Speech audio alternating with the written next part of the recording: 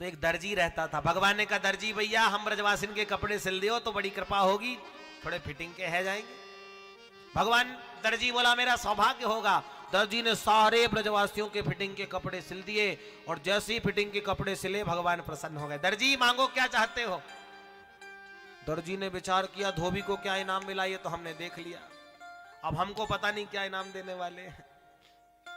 महाराज हमें कुछ नहीं चाहिए, आपकी कृपा और आशीर्वाद बना रहे बस। भगवान कहते जाओ आशीर्वाद देते हम तुम खूब फूलो फलो। सो आज आप देख ही रहे हो महाराज जितने का कपड़ा नहीं उससे डबल की सिलाई।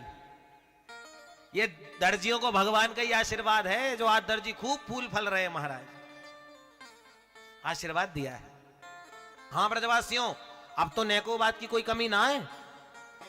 बोले देखो कपड़ा भी बढ़िया है गए, पर जब तक ब्रजवासिन के गले में मोटी सी सुंदर माला ना डल जाए तब तक ब्रजवासी अच्छे नहीं लगते। हमारे ब्रज में माला कितनी महिमा है कि बाके बिहारी के मंदिर में लोग ब्रजवासी जाते हैं माला दिखाते हैं और माला को खुद ही पहन लेते हैं। जय बिहारी जी महाराज।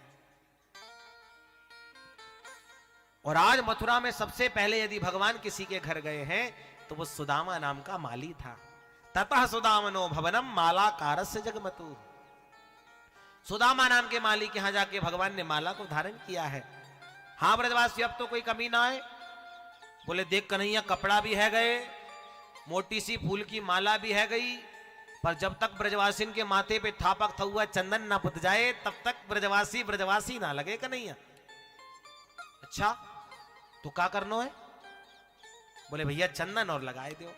जैसे ही आगे बढ़े तो 3 जगह से टेढ़ी मेढ़ी कुब्जा महाराज कंस के लिए चंदन लेकर के आ रही थी। अचानक भगवान ने दर्शन किया। दर्शन करते ही भगवान ने पूछा सुंदरी जी जरा सुनती हो इधर आओ। और सुंदरी संबोधन जीवन में पहली बार कुब्जा ने सुना था। मन में विचार कर रही है मुझे सुंदरी कहने वाला कौन आ गया।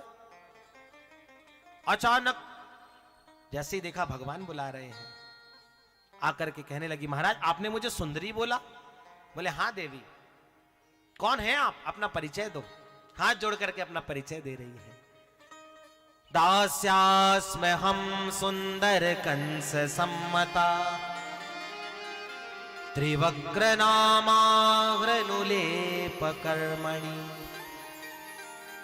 मदभावितं भोजपतेरति प्रियम् बिना युवां कोन्यतमस्तदर्हति। महाराज मेरा नाम कुब्जा है।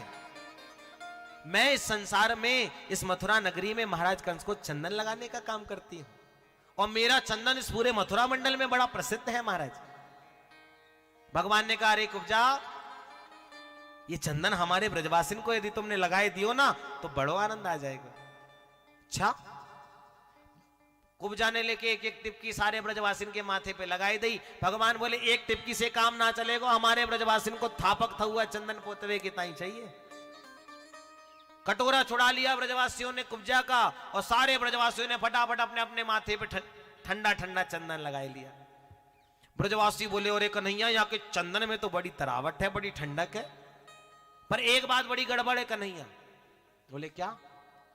बोले यानी इतनी मेहनत से चंदन घिस करके लाई और हमने यहाँ को लियो दियो तो कछु ना है, फोकट के चंदन घिस मेरे नंदन। अरे भैया इतनी मेहनत से चंदन लेके आई है, इसे कुछ तो देना चाहिए। भगवान कहते चिंता काहे को करते हो, हम इसका उद्धार करेंगे। भगवान ने धीरे से कुब्जा की कमर में एक हाथ लगाया, एक पैर पे पैर रखा और टोड़ी में भगवान ने हाथ लगा दिया। ब्रजवासी बोले अरे कन्हैया सुन। बोले कहो। बोले ये भी 3 जगह से टेढ़ी और तू भी 3 जगह से टेढ़ो, टेढ़ा मेढ़ी की बन गई जोड़ी, तुम दोनों बड़े सुंदर लग रहे।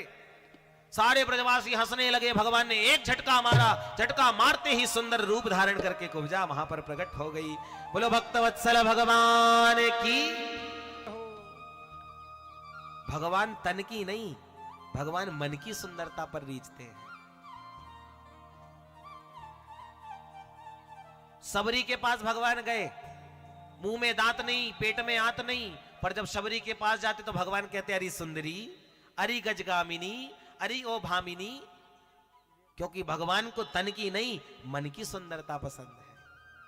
इसलिए तन से आप कितने भी तैयार रहो, इससे कोई मतलब नहीं है, पर मन आपका तैयार होना चाहिए ठाकुर जी को प्रसन्न करने के लिए।